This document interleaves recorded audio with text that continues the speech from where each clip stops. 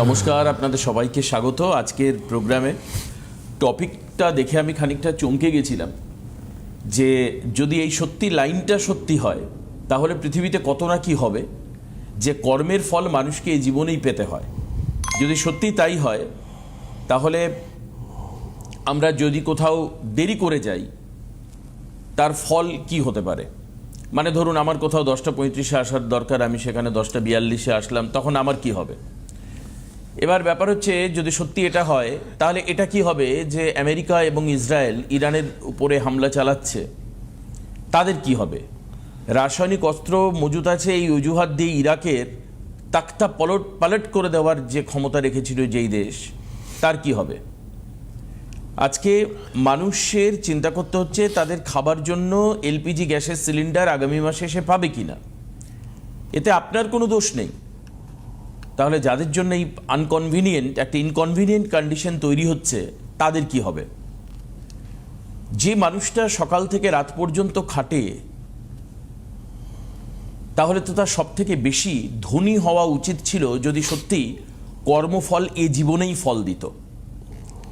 যে মানুষটা দীর্ঘ 4 বছর 5 বছর একই রকমভাবে দিনের পর দিন তার ডেভেলপমেন্ট করে উন্নতি করে কাজ করেও তার মাইনে বাড়ছে না, যে বাড়াচ্ছে না তার কি হবে? যদি সত্যি কর্মফল পাওয়া যেত তাহলে তো সব কর্মফলই পাওয়া যেত।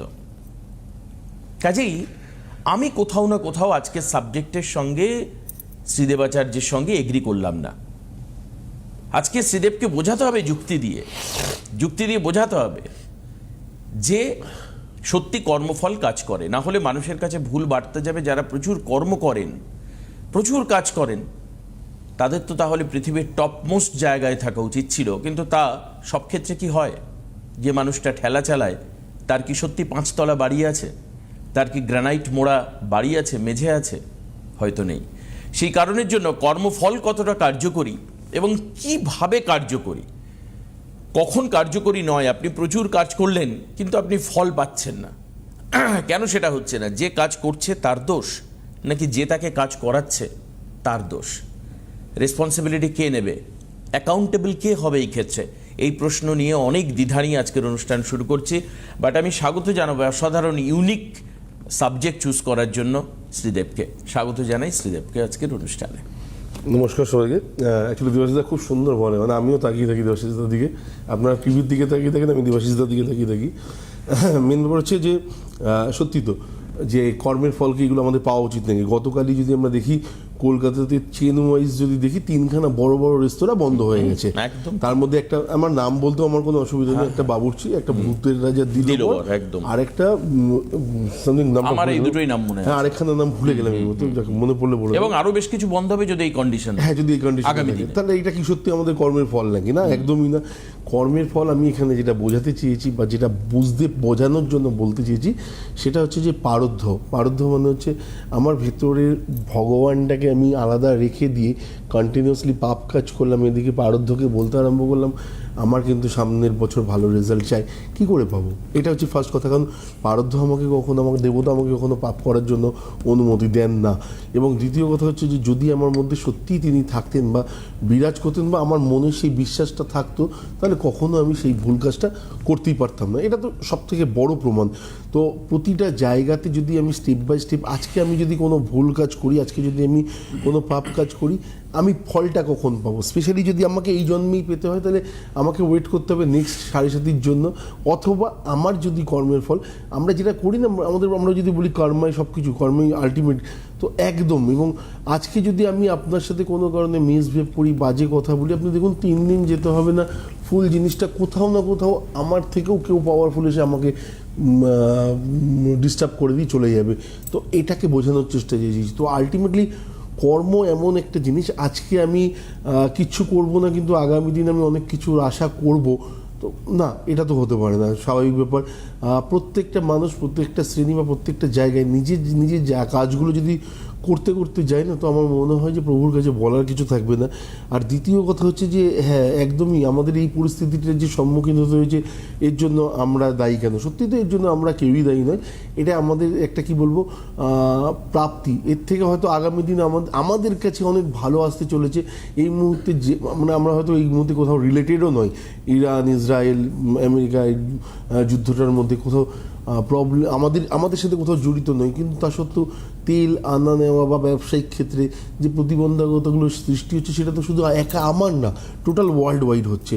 তো সেই জায়গাটাতে খানিকটা সময় বেশ কিছু সমস্যা আমরা যদি পেয়ে থাকি না, জানবেন যে আগামী দিন এই সমস্যাগুলোর রিটার্নটাও আমাদের লাইফে সেই মতো আসবে। আমি দেবাশিস দার কাছ থেকে মানে একটা গল্প বলার কথা বলি, যেটা হচ্ছে যে একজন ভদ্রলোক গ্রামের, তো ওনার কাজ ছিলেন যে বাড়ির যে গরু ছিল সেই গরুর দুধ ঘি এগুলো মাখন বিক্রি করে সংসার চালাবেন।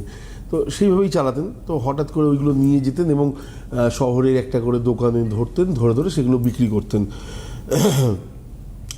নেক্সট টাইম যখন উনি যান তখন সেখানে এবং ওখান থেকে যে উনি বিক্রি করতেন, বিক্রি করে টাকা নিতেন না, টাকা না নিয়ে মুদিখানার যে সদাই আমরা বলি সেগুলো নিয়ে বাড়ি চলে আসতেন। হঠাৎ করে একবার যখন গেলেন তখন যাওয়ার পরে যে দোকানদার সে বলল যে না, আপনি তো প্রতারণা করেছেন, আপনি তো ভুল কাজ করেছেন, আপনার সাথে আমি কোনো কারণে ব্যবসা করব না। বলছে কী করেছি প্রভু, আমাকে একবার বলুন আপনি। বলছে আপনি প্রতিবার বলে গেছেন আমাকে 1 কেজি ঘি দিয়েছেন, 1 কেজি মাখন দিয়েছেন, কিন্তু পরে যখন আমি মেপেছি তখন সেটা 900 গ্রাম ছিল। তো আমি কোনো প্রতারকের সাথে ব্যবসা করতেই চাই না। বলছে প্রভু আপনি আমাকে ক্ষমা করবেন, আমার অন্যায় হয়েছে, কিন্তু প্রবলেমটা হচ্ছে যে আমি প্রতিবার যে অর্থটা আপনার কাছে হয় সেই অর্থের তো ডাল চাল সমস্ত কিছু নিয়ে যায়। তো আপনি যখন 1 কেজি মেপে দেন আমি ওই 1 কেজি সমান সমান করেই আপনাকে জিনিসগুলো রিটার্ন করার চেষ্টা করি। আমার কাছে এত পয়সা নেই যে আমি দাড়িপাল্লা কিনবো, ওয়েট মেশিন কিনবো, এগুলো আমার কাছে নেই। তার মানে হচ্ছে যে প্রভু তখন আলটিমেটলি বুঝতেই পারছেন যে কে দোষী ছিল। তো আমার মনে হয় এখানে আলাদা করে বলার দরকার নেই, আলটিমেটলি কর্মা রিটার্ন আসবেই। প্রভু নিজে কম দিয়েছিলেন একজনকে, দেওয়ার পরে তার উপরে যখন জাজমেন্ট দেখাতে গেলেন যে তুমি কম দিচ্ছ, তুমি আমার সাথে প্রতারণা করেছো, তো প্রতারণা সে করেনি, প্রতারণা মানে সেই দোকানদারই করেছিলেন এবং কোথাও না কোথাও সমস্যা। এবং আলটিমেটলি আমি যদি বলি যে আয়নার সামনে দাঁড়িয়ে নিজের মুখটা দেখার মতো সাহসিকতা হয়তো প্রত্যেকের থাকে না, তো প্রভু সেই দিনকে সেই দোকানদারেরও ছিল না। তো সেই জিনিসগুলোকে আমার মনে হয় মাথায় রাখা উচিত। তাহলে একজন মানুষের, আমি তোমার কাছ থেকে এবার একটু অ্যাস্ট্রোলজির এসেন্সটা পেতে চাই, অ্যাস্ট্রোলজির এসেন্সটা পেতে চাই। সেটা হচ্ছে একটা মানুষ দীর্ঘদিন এই মানুষের এই যে কর্মফল পেতে দেরি হয় বলে, এর কোনো টাইম জোন আছে কিনা আমি জানি না, পেতে দেরি হয় বলে মানুষের মধ্যে ল্যাথার্জি চলে আসে, মানুষের মধ্যে ডিপ্রেশন চলে আসে, যেটা বর্তমান সমাজ ব্যবস্থা অত্যন্ত বহুশ্রুত একটা শব্দ, ডিপ্রেশন বা হতাশা। এবং তাতে বহু প্রজন্ম মানে বর্তমান প্রজন্মের বহু মানুষ তারা সাফার করছে। এবার তুমি কি মনে করো যে এই যে অ্যাস্ট্রোলজিক্যাল সাপোর্ট দিয়ে মানুষের কর্ম এবং তার ফল পাওয়ার যে গ্যাপটা, সেটাকে কি ত্বরান্বিত করা যায়, বা ঈশ্বরের বা কোনো থার্ড হ্যান্ডের কোনো ইন্টারফেয়ারেন্স? আমি থার্ড হ্যান্ড বলতে আমি সেখানে মোস্ট পাওয়ারফুল গডের কথা বলছি। মানে ধর আমি প্রোগ্রাম করছি, তোমার প্রোগ্রাম করছি, এবার এটা ভালো হবে কতটা সেটা ডিপেন্ড করছে কোনো একজন তৃতীয় শক্তির উপর। একদম একদম। মানে দেখা গেল যে তুমি ঠিকঠাক রেসপন্স করছো, আমি ঠিকঠাক বিষয়গুলো তুলছি, এবং শুধু তাই নয়, আমাদের প্রোগ্রামের মধ্যে সারাংশটা টিভির উল্টো দিকে থাকা মানুষরা বুঝছেন এবং তারা অ্যাস্ট্রোলজি সম্পর্কে সচেতন হচ্ছেন, তারা তোমার কাছে পরামর্শ বা উপদেশ চাইছেন। এই পুরো বৃত্তটা সম্পন্ন হলেও থেকে যায় এমসিআর, আমাদের ক্যামেরা পার্সন, এতে সবার ইনভলভমেন্ট। একদম। সেখানে কোথাও না কোথাও আমার মনে হয় সমস্ত সুতোটাই ওই পুতুল নাচের, যে নাচায় পুতুলকে তার হাতে, অর্থাৎ that is the most supreme power of our universe, he or she is the god or goddess. তুমি আমাকে বলো যে অ্যাস্ট্রোলজি এই ক্ষেত্রে কতটা হেল্প করে যে একজন মানুষ তার কর্মের ফল পাওয়ার ক্ষেত্রে ঈশ্বরের কৃপাটা লাভ করবে, যেটা তোমার এক্স ফ্যাক্টর হিসাবে কাজ করে অনেক ক্ষেত্রে, যেটাকে তোমরা অনেক ক্ষেত্রে খুব চলতি কথা আমরা খুব ক্যাজুয়ালি বলি, ওটা তো ভাগ্যের বিষয়, তাই না? আমি খুব ভালো প্রোগ্রাম করলাম, শ্রীদেব ব্যাপক প্রোগ্রাম করলো, প্রোগ্রামটা দাঁড়ালো না, পরে যদি শ্রীদেব এসে বলে দেবাশিস দা কি সুন্দর প্রোগ্রাম হলো, কিন্তু সেরকম তো কেউ কিছু আমায় বললো না, মানুষ কিছু বললো না, তা কি করবে বলো, ঈশ্বরের কৃপা। তার মানে কোথাও না কোথাও আমরা সেই থার্ড পাওয়ারকে গুরুত্ব দিয়ে ফেলি। এই ক্ষেত্রে আধ্যাত্মিকতার গুরুত্ব কি মানুষের কর্মের ফল পেতে গেলে, আগে পেতে গেলে, সঠিকভাবে পেতে গেলে? একদম। প্রথম কথা হচ্ছে যে আমি কর্ম করে গেলাম, ফল পেলাম না, জীবনে এটা হতে পারে না। এটাতে অ্যাটলিস্ট আমি বিশ্বাসী না। সব থেকে বড় দৃষ্টান্ত বা এই মুহূর্তে উদাহরণ যদি আমি একজনের নাম বলি, তার নাম হচ্ছে সঞ্জু স্যামসন। আচ্ছা, হ্যাঁ, এটা তো অসাধারণ। তো লেথার্জি, ডিপ্রেশন কোনো জায়গা নেই লাইফে। কিসের ডিপ্রেশন? বাবা মা বকেছে কি সুইসাইড করবে, এটা ডিপ্রেশনের পালা? আমার হচ্ছে না, আমি বারবার ইন্টারভিউ দিচ্ছি, হচ্ছে না, তার জন্য আমাকে সুইসাইড করতে হবে? আরে ভগবান আমার জন্য অন্য কিছু সাজিয়ে রেখেছে। তো সেই জায়গাটা যদি আমি না ভাবতে পারি, সেই জায়গাটা যদি আমি বিচার না করতে পারি, তো ওই যে 95% মানুষ সবসময় একই চিন্তাধারায় চলে, 5% মানুষ আলাদা চিন্তাভাবনায় চলে। যে ছেলেটা এত বছর ভালো খেলেছে, ভালো পারফরমেন্স ছিল, সমস্ত কিছু ছিল, কিন্তু টিমে জায়গা ছিল না। টিমে যখন জায়গা হলো, দেখিয়ে দিল যে মানে ওই জায়গায় যদি আমি থাকতাম, তাহলে আমার প্রশ্ন কি থাকতো? আমার প্রশ্ন থাকতো, মাধব প্রত্যেকে আমার খিলাফ আছে, আমার প্রত্যেকে আমার এগেনস্টে আছে, আমি কি করব মাধব? আমার তো কিছু করার নেই। মাধবের একটাই কথা থাকতো, প্রত্যেকে মাথা নিচু করবে তোমার কাছে, এবং সেই দিনটার জন্য জাস্ট ওয়েট করো, আমি আছি তোমার পেছনে, তুমি তোমার কাজ করে যাও, তুমি তোমার কাজ করে যাও। সঞ্জু স্যামসন তাই করেছেন।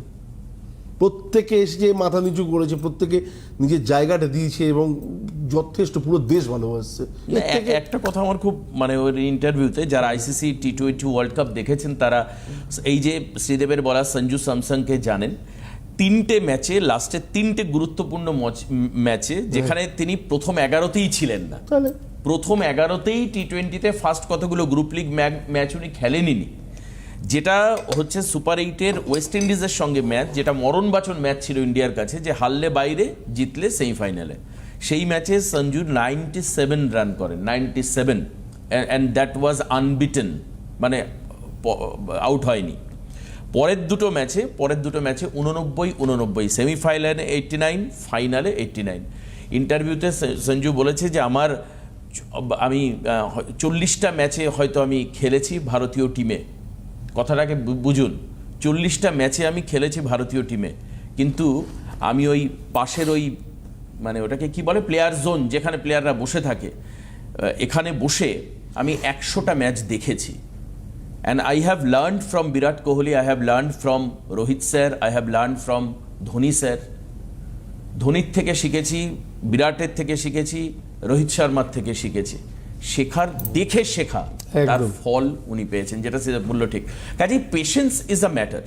এবং আমরা দেখেছি এই যে গড ম্যাটার্স, পিচের উপর বসে সঞ্জু কিন্তু তার নিজের যে গড, কারণ he belongs from the Christian community, সে কিন্তু এরকমভাবে ঈশ্বরের কাছে তার এই রান যে পরপর 3 ম্যাচে 3 স্যাক্রিফাইস করে, মানে ঈশ্বরের উদ্দেশ্যে সে প্রণাম জানিয়েছে আর কি, একদম মাটিতে বসে, ওই 22 গজের মধ্যে বসে, ক্রিকেট পিচে বসে। এবার তুমি একটু বলো যে আমাদের না বিভিন্ন মুহূর্ত, আমরা তো খুব কর্মপ্রিয় নয় ঠিক, মানে মানুষকে তো অনেক কাজের মধ্যে ইনভলভ থাকতে হয়, ব্যস্ত জীবন, অল্প কর্ম করবো অনেক বেশি ফল পাবো, এরকম ব্যাপার তো থাকে, আমাদের সেটাও থাকে।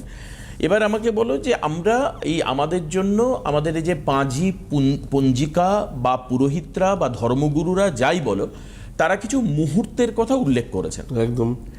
কারণ কি, মুহূর্ত না হলে তো আর মানুষ ওই দিনটা, যেমন ধরো দুর্গাপুজোর একটা দিন ঠিক হলো, তখন মানুষ একবার গিয়ে মা দশভুজা দুর্গার কাছে গিয়ে প্রার্থনা করবে। এবার তুমি আমাকে বলো যে সেই ক্ষেত্রে এই যে আমাদের অমাবস্যার যে ল্যান্ডমার্কগুলো থাকে, যেখানে তুমি আমাকে বলেছো যে এটা হচ্ছে জন্মসূত্রে যে গ্রহগত সমস্যা নিয়ে আমরা থাকি, একদম সেটার একটা প্রতিকারের সময়। একদম। তাহলে এই যে মুহূর্তে যারা কর্ম করছে এবং ফলের জন্য যারা প্রত্যাশী হয়ে বসে রয়েছে, এবং তারা বলছে how long I could get it, কত দিন পরে আমি পাবো, তাদের জন্য গ্রহ সংস্কারের কতটা গুরুত্ব রয়েছে? এবং যেটা সামনে 18 তারিখে একটা ডেট রয়েছে, এটা সিম্বলিক, 18 তারিখেই আপনাকে আসতে হবে এরকম ব্যাপার না, কিন্তু 18 তারিখে একটা গুরুত্বপূর্ণ অবশ্যই একদম। না, মেইন ব্যাপার হচ্ছে, প্রথম কথা হচ্ছে অন্তরাত্মা থেকে যতক্ষণ, আমি বারবার করে বলি, কানেক্ট করবেন, ততক্ষণ পর্যন্ত কিচ্ছু হওয়ার নয়। আমি বললাম, দেবাচার্য বললো, বা দেবাশিস বললো, বা আদার্স যেই বললো না কেন, তার জন্য আমি তারাপীঠ গেলাম, পুজো করে আসলাম, না, সেটা নয়।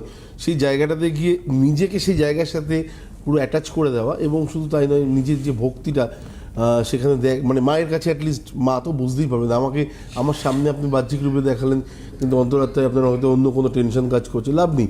ভেতরটা টোটালটা সেই মুহূর্ত ফাঁকা রাখুন, এবং শুধু মার কাছে প্রার্থনা জানান, মা আমি এত দূর থেকে তোমার কাছে, তুমি আমাকে নিয়ে এসছো, আমি জানি আমার ভালো কিছু হবে, এই বিশ্বাসটা নিয়ে আমি যাচ্ছি, ভালো কিছু করো।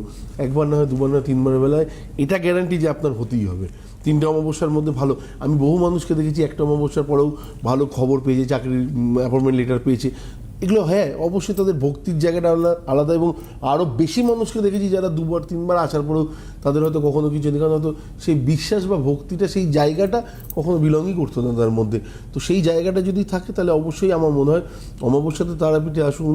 আপনাদের তো আমি বারবার করে একটাই কথা বলি, আহুতি দিন আহুতি দেওয়ার জন্য কিছু লাগে না, স্পেশালি কোনো খরচা পর্যন্ত আপনাদের নেই। সেই জায়গাটাতে, যে জায়গাটাতে আমি করি, অবশ্যই ফোনে জেনে নেবেন।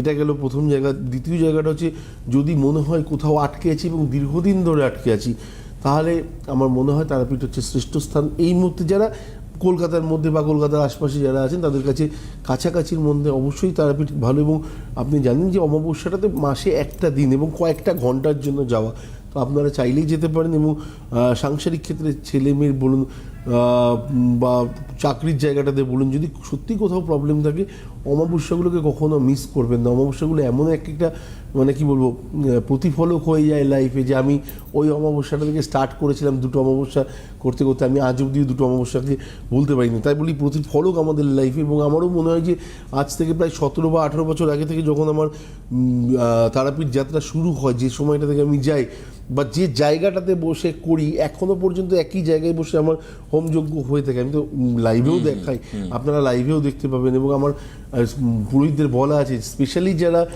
কি বলবো লাইভ প্রোগ্রাম দেখছেন, তারা যেন বাড়িতে বসে অঞ্জলি দিতে পারেন। তারা ঠাকুর ঘরে রাত্রিবেলায়, বহু মানুষ আছেন, বহু বয়স্ক মানুষ আছেন, আগের বছর 78 থেকে 82 বছরের মধ্যে 4 জন ভদ্রমহিলা ছিলেন। আচ্ছা। তো এবং আমি আমি যারা অনলাইনে বাড়িতে অনলাইনে বসে, এবং বললো বাবা, আমার পুজো শেষ হওয়ার পরে ফোনও করে এবং বললো বাবা আমি এইমাত্র অঞ্জলি দিলাম, গিয়ে এইবারে যাবো খাওয়া দাওয়া করতে। তো ব্যাপারটা কোথায়, ভক্তিটা বা বিশ্বাসটা সেই লেভেলে। 78 বছর থেকে 82 বছর মানে কম নয় আমার কাছে এটা বড় পাওনা। এবং তারা অনলাইনে পর্যন্ত বসে পুজো দিচ্ছে। আমার পুরোহিত মশাইকে বলা আছে, এবার আপনি অনলাইনে যারা রয়েছেন তারা অঞ্জলি দিতে পারবেন। আমি স্টার্ট করছি এবং টাইমও দেওয়া হয়, সেই টাইমের মধ্যে থেকে তারা অঞ্জলিও দেন। মানে সেটা তোমার বিদেশ থেকেও হতে পারে 100%। তুমি আমার ইউটিউবের প্রোগ্রাম যেখানে দেখবে, অ্যাস্ট্রোলজার দেবাচার্য তুমি মানে খুললে পরেই পেয়ে যাবে মানে ইউটিউবে, মানে তার ওয়ার্ল্ড অ্যাভেলেবিলিটি রয়েছে, মানে অ্যাক্সেসিবিলিটি রয়েছে, এবং সেখান থেকে মানুষ সেটাও লাইভ পারে।